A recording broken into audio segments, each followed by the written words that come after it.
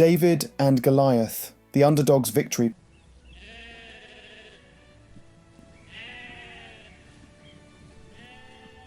The dawn broke over the valley of Elah, spilling golden light across the rocky hills and casting long shadows over the battlefield. Mist lingered like a quiet witness to the tension between two massive armies, the Philistines on one side, their armour glinting like molten bronze, their spears bristling like a forest of iron, and the Israelites on the other, weary and tense, their fear almost tangible, their shields trembling in their hands. Between them stood a figure that seemed to dwarf the very hills, Goliath of Gath, over 9 feet tall, his bronze armour clanking with every movement, his massive spear taller than a man, his voice like rolling thunder across the valley. "Send me a man," he roared, the words echoing across the rocky cliffs, mocking Israel's army and defying the living God. For 40 days and 40 nights he issued his challenge, and for 40 days Israel's soldiers cowered in fear, unsure of who could confront such a monster. Far away, in the quiet hills of Bethlehem, a young shepherd named David tended his father's sheep, unaware that God was preparing him to face the greatest challenge of his life, a battle that would become a timeless story of courage, faith, and divine power. David's life in the hills was simple, yet each moment carried divine purpose, shaping the courage and faith that would define his destiny. Every day he walked among the flocks, staff in hand, eyes scanning for predators, listening to the wind, the distant cries of sheep, and the whispers of God. Lions and bears had come for the flock before, and David had faced them with only a sling, a stone, and unwavering trust in the Lord. Alone beneath the stars, he sang songs of worship, spoke prayers, and honed his courage and aim, unknowingly preparing for the moment when faith would confront a giant. The quiet solitude, the dangers of the wild, and the responsibility of leadership over the sheep were all shaping him into a man capable of carrying God's glory onto a battlefield where fear ruled. The world saw a shepherd boy, small and unremarkable, but God saw a vessel ready to achieve the impossible, teaching that greatness often begins in obscurity, strengthened by trust, obedience, and hidden preparation. One day, Jesse sent David to deliver food to his brothers, who were stationed with the army of Israel, and it was on this journey that he first encountered the taunts of Goliath.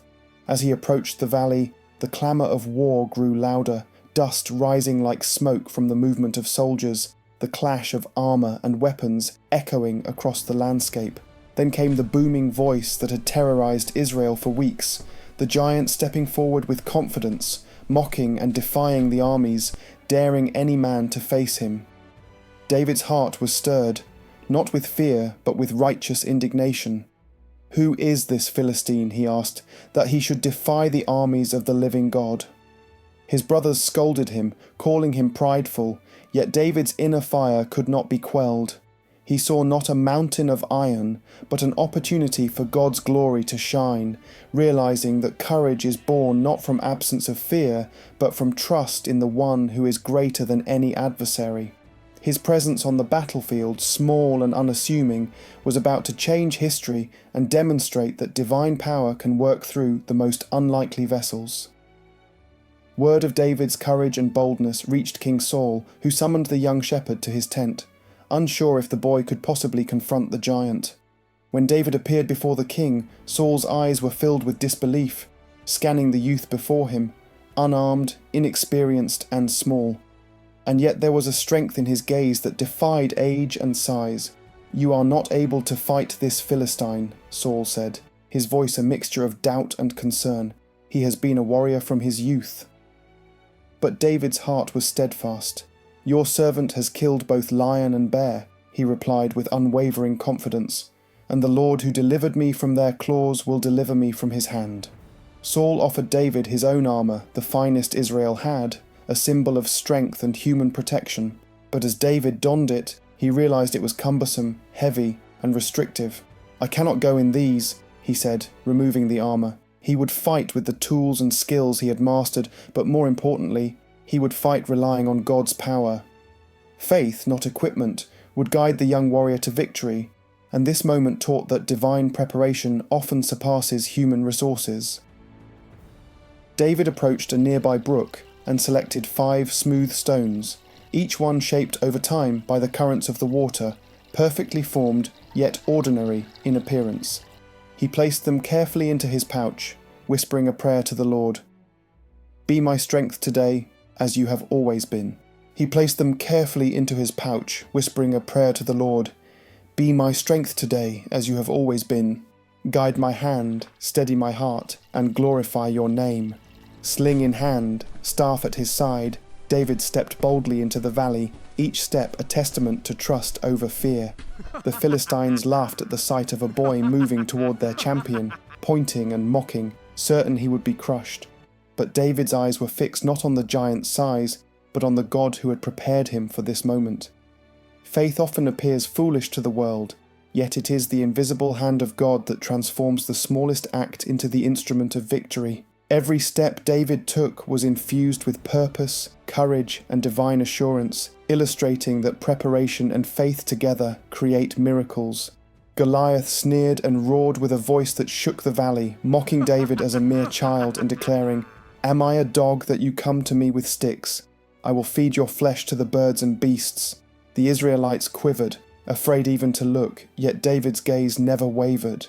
"You come against me with sword and spear," he declared boldly, "but I come against you in the name of the Lord Almighty, the God of Israel, whom you have defied. This day he will deliver you into my hands."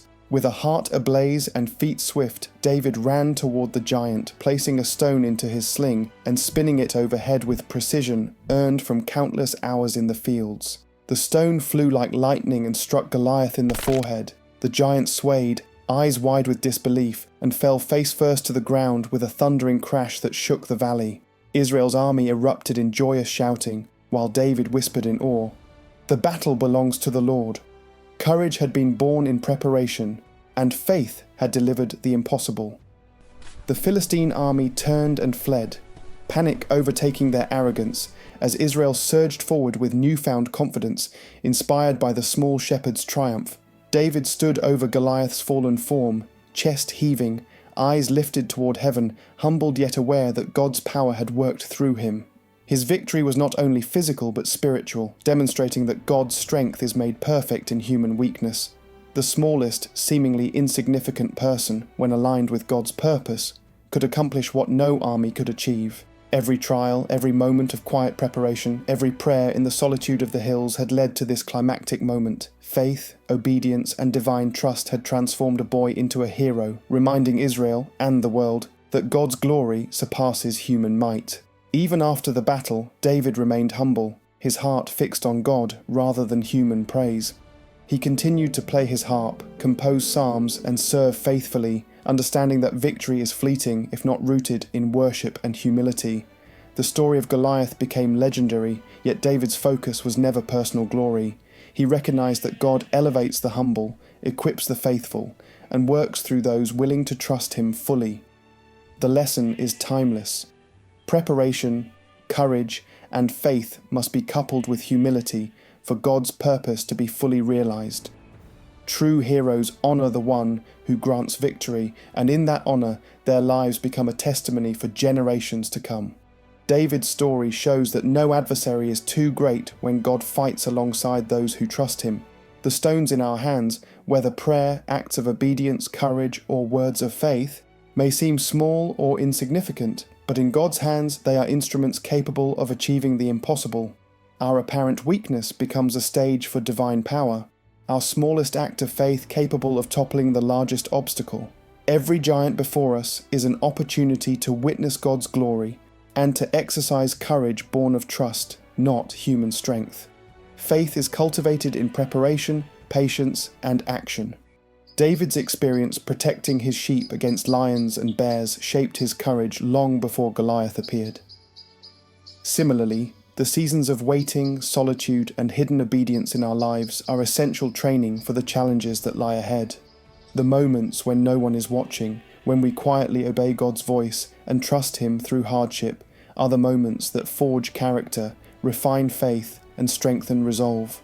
When our time comes, we will step forward confident, equipped, and aligned with God's purpose, ready to wield the stones He has placed in our hands for victory. Victory is never merely the defeat of an enemy, it is the revelation of God's power and glory. David fought not for acclaim, but to honour the Lord. Every battle, whether visible or hidden, provides an opportunity to demonstrate God's might through our faithfulness. The seemingly ordinary, a stone, a sling, a shepherd boy, became extraordinary when placed in God's hands. God sees the heart, not the outward appearance, and he works through those willing to trust him completely. David's triumph teaches that the seemingly small and powerless, when obedient, become conduits for divine miracles, turning fear into courage, doubt into hope, and weakness into victory. Before David stood as a hero, he was unseen, unknown, and often underestimated, practicing faith and courage in the quiet hills. These hidden seasons, though challenging, were formative, preparing him for the moment when destiny would call. Perhaps you are in a similar season now, feeling unnoticed or undervalued, yet God is at work, refining your character, sharpening your skills, and cultivating your faith. Every prayer whispered, every act of obedience performed in solitude, and every trial endured is shaping you for the victory God has prepared. What seems insignificant today may become the very instrument of tomorrow's triumph. When giants of life arise, fear, rejection, failure, illness, or overwhelming odds, remember David. Pick up your sling, gather your stones, step forward with unwavering faith, knowing the battle belongs to the Lord. You may feel small, weak, or unprepared, but the God who guided David's hand and toppled Goliath still fights for his children today. Every giant will fall, every obstacle will yield, and every step of faith will echo across generations, demonstrating that true strength lies not in size or skill, but in trust, obedience, and surrender to God's perfect plan. As David stood over the fallen Goliath, the valley seemed to hold its breath, the morning sun glinting off the giant's armour and casting long shadows that stretched like the hands of history reaching forward. Soldiers of Israel surged with newfound courage, their fear replaced by awe at what God had done through a seemingly small boy. David's heart was not lifted by the cheers or attention, but by the presence of God, who had been with him from the fields to the battlefield. Every stone in his pouch, every hour of practice with his sling, every night spent under the stars had led to this moment. The once mocking army of Philistines now fled, their confidence shattered, while Israel's ranks swelled with the realization that faith, obedience, and divine guidance could accomplish what human strength could not. In that valley, history was written not with swords alone, but with courage shaped by trust and a heart surrendered to God. The sound of victory echoed across the hills and valleys as David walked among his fellow Israelites, his footsteps steady, his mind focused not on the accolades, but on the lessons etched in his soul. The roar of the giant had been silenced, yet its echo remained as a reminder that life's challenges often appear greater than they truly are when viewed without faith. David reflected on every lion and bear he had faced in the fields, realizing that those battles were never just about survival. They were God's preparation for this defining moment. Courage, he understood, is not born in the absence of danger, but in the repeated decision to trust God when the odds are overwhelming. His faith had been tested, refined, and now proved victorious. The story of Goliath would be told for generations, yet the true story was one of God's faithfulness, invisible in the quiet hills and visible only in the triumph of obedience. As David's gaze swept across the battlefield, he saw the fear and awe in the faces of soldiers who had once trembled, and he knew that one act of courage can ignite courage in countless others. Giants, he realized, are often illusions magnified by doubt, and the power of God can topple them when we align ourselves with his purpose. Every footstep toward Goliath had been a declaration of trust, every swing of the sling an act of obedience, every whispered prayer a lifeline to divine strength. David understood that God's ways are not bound by human logic or physical might, and that true victory flows from the heart that refuses to rely on itself. In that moment, the valley became a living classroom, teaching Israel that fear yields to faith, weakness transforms into strength, and the smallest hand obedient to God can change the course of history.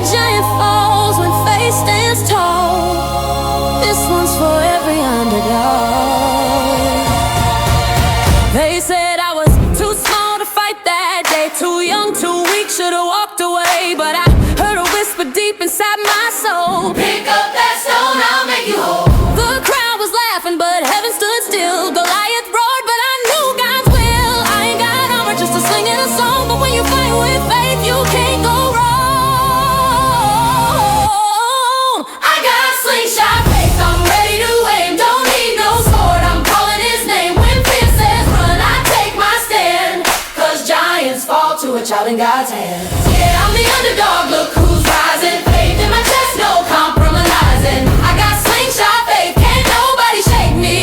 Cause when God's with me, nobody can break me. He looked 10 feet tall, but I saw through. My God's bigger, he always comes through. 5 little stones, but one was enough. Hey, his favor hits different when your faith is tough. The ground shook when I took that swing. Victory echoed through everything. And now they know from dust I came, but with heaven behind me I can't be tamed.